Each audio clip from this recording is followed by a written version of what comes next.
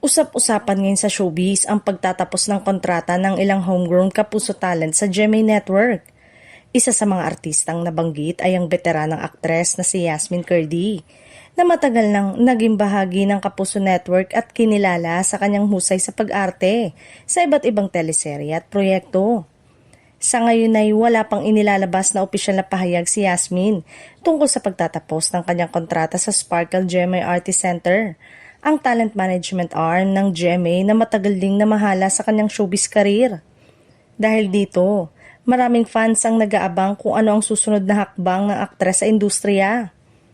Matatanda ang isa si Yasmin sa mga produkto ng Starstruck, ang reality-based artista search ng GMA na nagbigay ng oportunidad sa maraming aspiring actors na makapasok sa showbiz. Dahil dito, maituturing siyang isa sa mga tunay na homegrown kapuso talent na hinubog ng network mula pa simula ng kanyang karera. Dahil sa balitang ito, hindi maiwasang magtaka ang ilang netizen at tagahanga kung bakit tila hindi na ang Sparkle ang mamamahala sa kanyang karir matapos ang mahabang panahong pagiging bahagi ng Kapuso Network. Para sa marami, malaking bahagi si Yasmin ng ilang matagumpay na drama series ng GMA.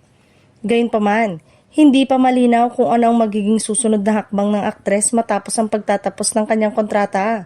Posible umanong manatili siya sa GMA bilang freelance artist o kaya naman ay pumasok sa iba't ibang proyekto sa telebisyon at digital platform.